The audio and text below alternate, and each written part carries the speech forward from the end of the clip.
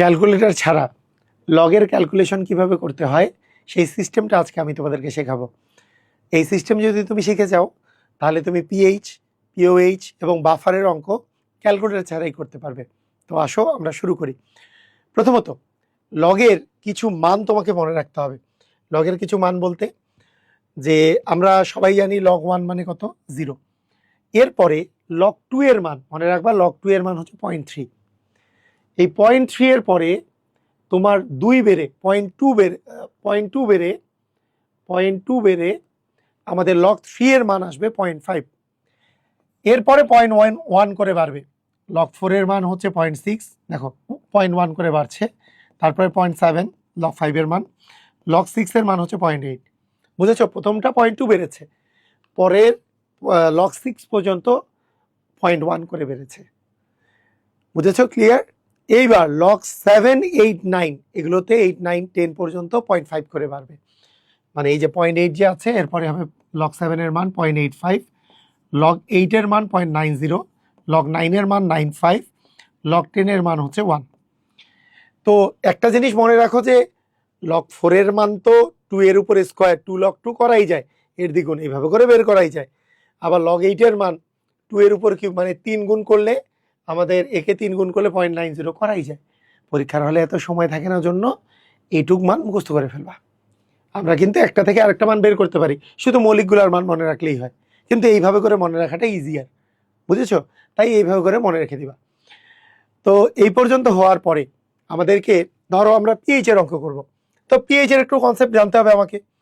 PH মানে minus log of H plus, একটা acid দেওয়া থাকলে minus log of H plus, আর ক্ষার দেওয়া থাকলে minus log of OH minus. এতটুকু কনসেপ্ট তো আমরা জানি। আর যদি পিএইচ প্লাস পিওএইচ ইকুয়াল 14, 25 ডিগ্রিতে, তাহলে আমরা এটাও জানি ওই একটা অ্যাসিডের পিওএইচ দেওয়া থাকলে সেখান থেকে 14 থেকে মাইনাস করে দিলে পিএইচ পাওয়া যায়। এতটুকু কনসেপ্ট আমাদের আছে। তো আসো আমরা কিছু প্র্যাকটিস করি।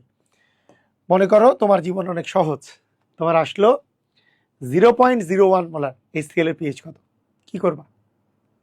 অনেক জীবন সহজ, কিভাবে করবা? দেখো লাস্টে যদি 1 থাকে এবং দেখো এখানে তো HCl এর তুল্য সংখ্যা 1, মানে HCl থেকে একটা H প্লাসই পাওয়া যায়।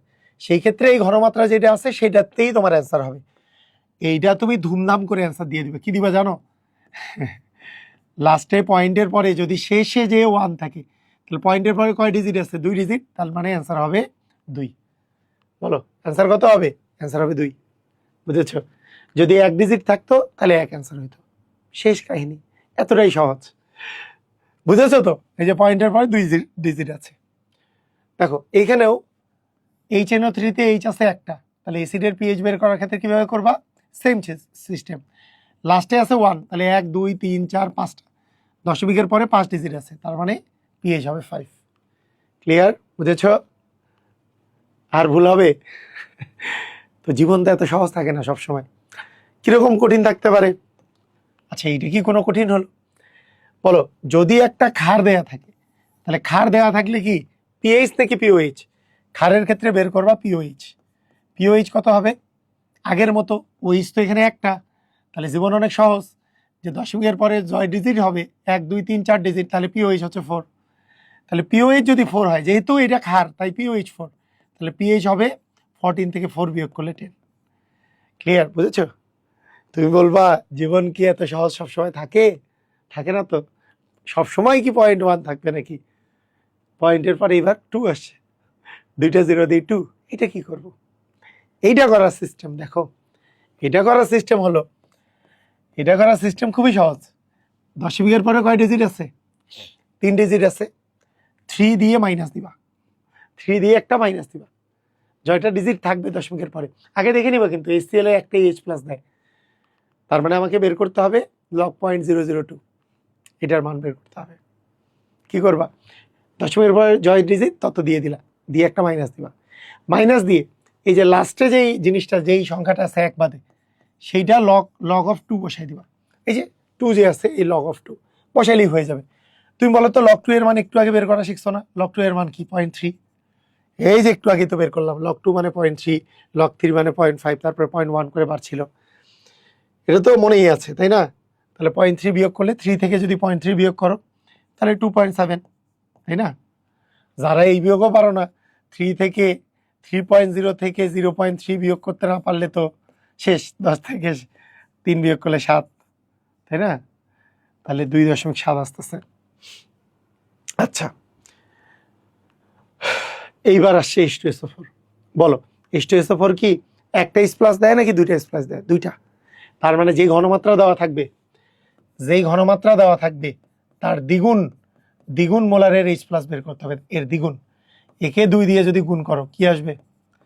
তাহলে 0.03 ছিল, তাহলে 0.06 আসবে। এরপরে কি করবা বলো? এরপরে কি করবা?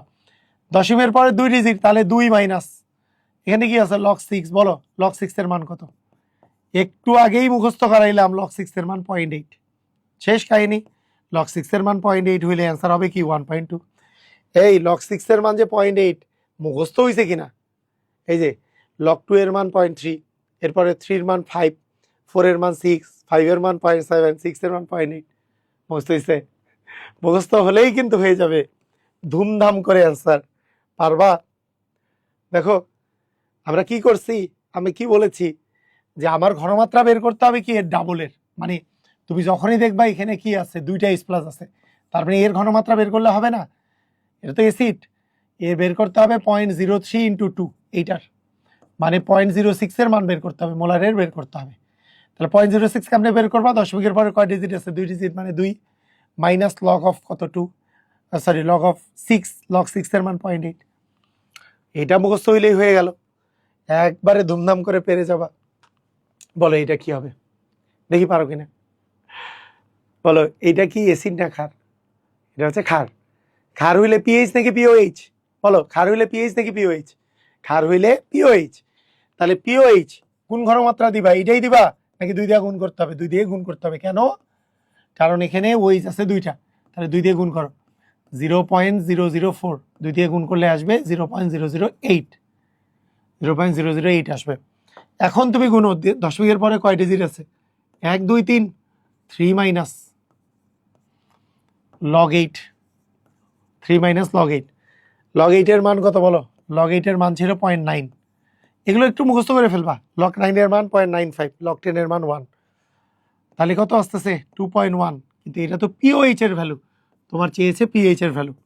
যেহেতু আমরা জানি পিএইচ আর পিওএইচ মিলে 14, তাহলে 14 মাইনাস 2.1 মানে আমাদের আসতেছে 11.9। ধুমধাম ক্লিয়ার সবাই? লগের অঙ্ক আসলে ফাটাই দিতে পারবা? ফাটাই দিতে পারবা? বলো লগের অঙ্ক যদি আসে তোমাদের ফাটাই দিতে পারবা কিনা? পারবা? ক্লিয়ার? ইভেন যদি বাফার দ্রবণের অঙ্ক আসে তাহলেও ফাটাই দিতে হবে। সূত্র তোমাদেরকে তো আজকে আমি কনসেপ্ট শেখাচ্ছি না, কি শেখাচ্ছি বলো তো? আমি আজকে শেখাচ্ছি ক্যালকুলেশন।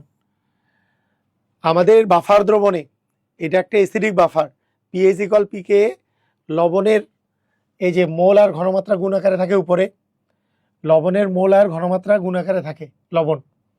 তাহলে লবণ উপরে থাকে লবণ আর নিচে থাকে কি? অ্যাসিড। লবণ বাই অ্যাসিড থাকে, তাই না? আমরা যেই কাজটা করি সেটা হচ্ছে পিকে এর মান 5 দেওয়া আছে প্লাস লগ অফ মানে এটা একটা বাফার দ্রবণ। বাফার দ্রবণে লবণের ঘনমাত্রা বের করার জন্য তার আয়তন আর ঘনমাত্রা দিয়ে টোটাল আয়তন দিয়ে ভাগ করতে হয়, কিন্তু টোটাল আয়তন দিয়ে ভাগ করার দরকার নেই, কারণ উপরে নিচে কাটা যায়। তাই আমাদের সিস্টেম থাকে, আমি কনসেপ্টে যাচ্ছি না, সিস্টেম থাকে এই দুটো গুণ করে। এই যে এটা যেহেতু লবণের মানটা এখানে বসাইতে হয়, যে 200 গুণন 0.4 করে উপরে বসাতে হবে, আর নিচে বসাইতে হবে 100 গুণন 0.2 করে নিচে বসাইতে হবে। এরপরে কাটাকাটি করো আল্লাহর ওয়াস্তে। এখানে থাকলো 2, এখন পয়েন্ট উঠাই দিলে এখানে 10, এখানেও পয়েন্ট উঠাই দিলে 10, 10 10 কাটা, 2 2 কাটাকাটি করলে তাহলে উপরে আরেকটা 2 থাকে। তাহলে দেখো 5 প্লাস লগ 4, তাহলে দেখো এই জায়গায় কত আসছে? 5 প্লাস লগ কত আসছে? লগ 2 দ্বিগুণে 4। এই লগ 4 এর মান কত? এইভাবে করে যদি মনে না থাকে এইভাবে চিন্তা করো। লগ 2 এর মান ছিল 0.3, লগ 3 এর মান 0.5, মানে প্রথমবার 0.2 বাড়ছিল। লগ 4 এর মান তারপরে 0.1 করে বেড়েছে, লগ 4 এর মান 0.6। তার মানে তোমার অ্যান্সার কত হবে বলো? 5.6। এইভাবে করে আসলে দিতে হবে। পারবা? এরকম অঙ্ক আসলে পারবা? একেবারেই পারার কথা। তো তোমাদের এই ভিডিওটা দেখে আমার মনে হয় তোমাদের সামনে যেই এক্সামগুলোতে ক্যালকুলেটর ইউজ করতে দিবে না, এগুলোর জন্য একটা মারাত্মক ধরনের উপকার হবে। তোমরা ভয় পাবা না, আমি শিওর তোমরা অনেক বেশি পরীক্ষা ভালো করবা, কনফিডেন্স রাখবা। তো কনফিডেন্সের সাথে সাথে প্র্যাকটিস করবা।